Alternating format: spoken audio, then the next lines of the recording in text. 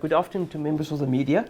I thought it was good just to brief you in terms of what the University of the Free State is doing in relation to COVID-19.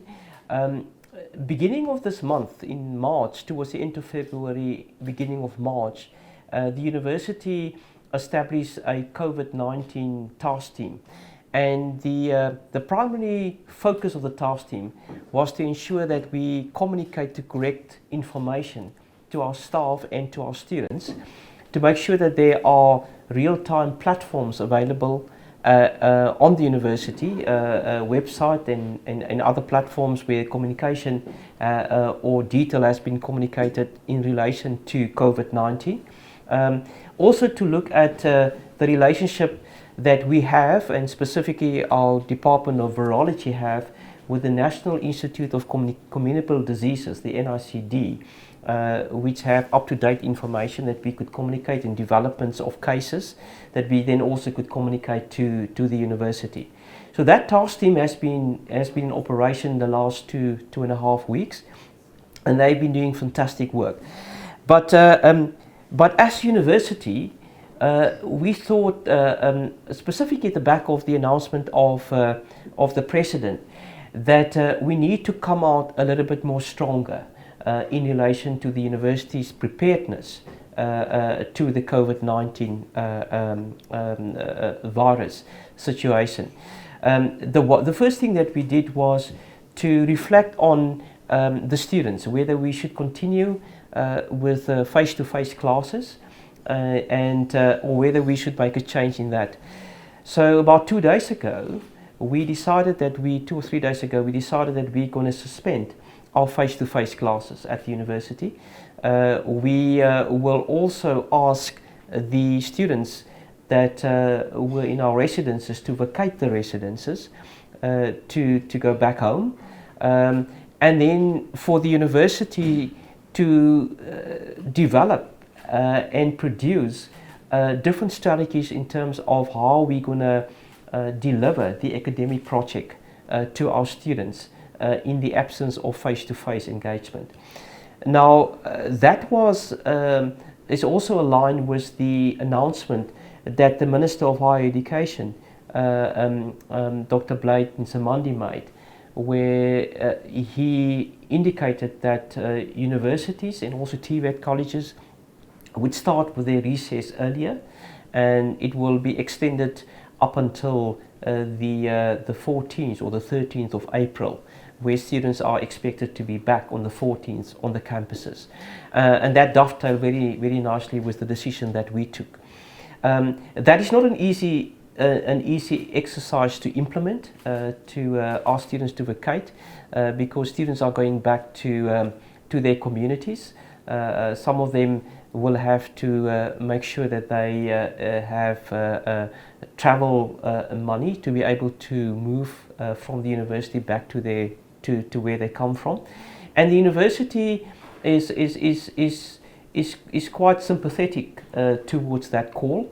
We obviously will see where we can assist if there are cases that have been identified that need support to go back to their different houses where they came from. But the second one, there had been a lot of questions regarding why we're sending students back home. Aren't we creating a larger problem? We thought, and it's not actually only what we thought, we, in our engagement with the NICD and specifically with the COVID-19 University of Free State COVID-19 task team, we also rely quite heavily on the science.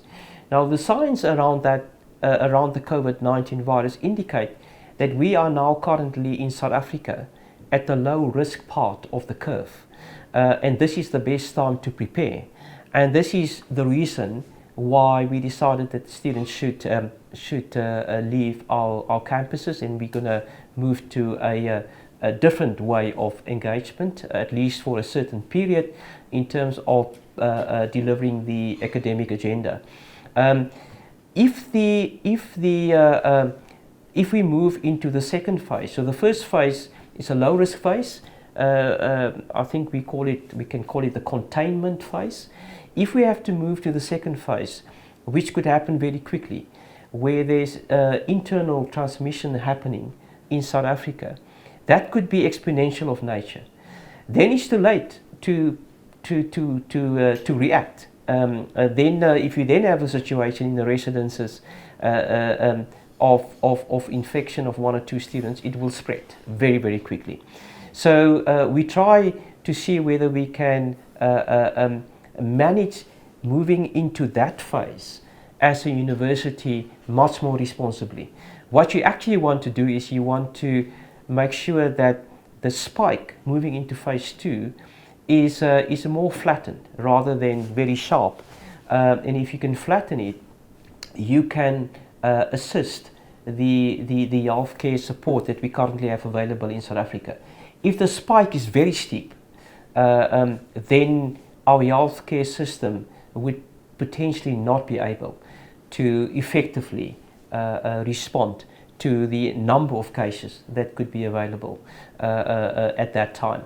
So it was a much more responsible way of dealing with the situation from a university perspective. But the question obviously also then were asked, so what's happening with staff then?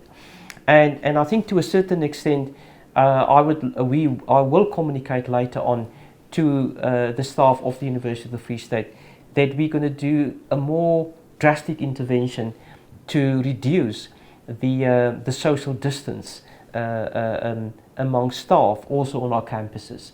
It will be those drastic interventions will be premised on various configurations of how we going to manage the social distance among staff. It will be focusing on specifically essential services that we need on campus. It probably will be focusing on what and who of the staff we could ask to work from home. It's going to be focusing on a skeleton approach of engaging with staff. And I'm not going to be able to go into too much detail at this point in time because we haven't communicated that yet to our staff.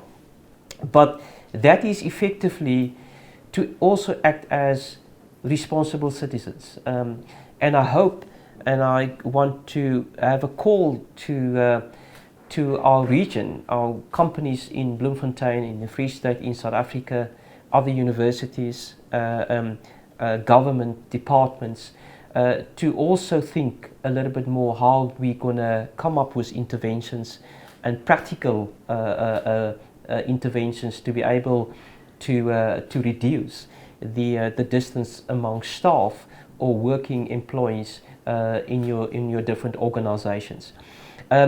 We also have cancelled and or postponed some of the official events that we have planned for the year. So our graduation ceremonies we have cancelled. Also other official events that would have attracted larger gatherings on campus.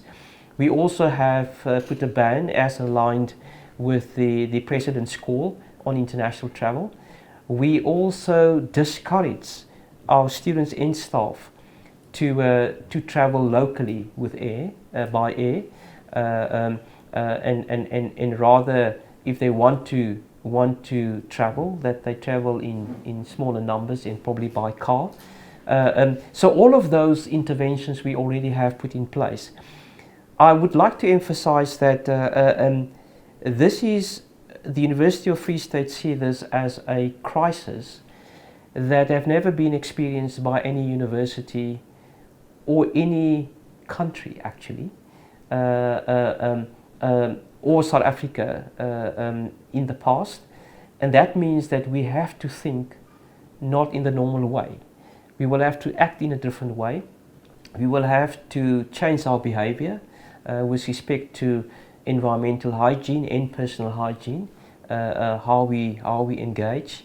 We will have to make sure that as responsible citizens we try to not spread the virus, and we need to understand what interventions there are in place to be able to make sure that it doesn't happen. And it's for that reason that the university has decided to rather implement these measures now and rather than later. Obviously, we will review these interventions over the next 2 weeks, and if things change, we will respond accordingly. But for the time being, this is what the University of Free State has been implemented and will be implemented for both the students and staff. And I hope that we as fellow citizens can collectively engage to see where we as university, as a partner of various organizations in the city and in the province, could work together to make sure that we tackle this crisis. And I am 100% sure if we are all committed in a collective way, we would be able to see this through. Thank you.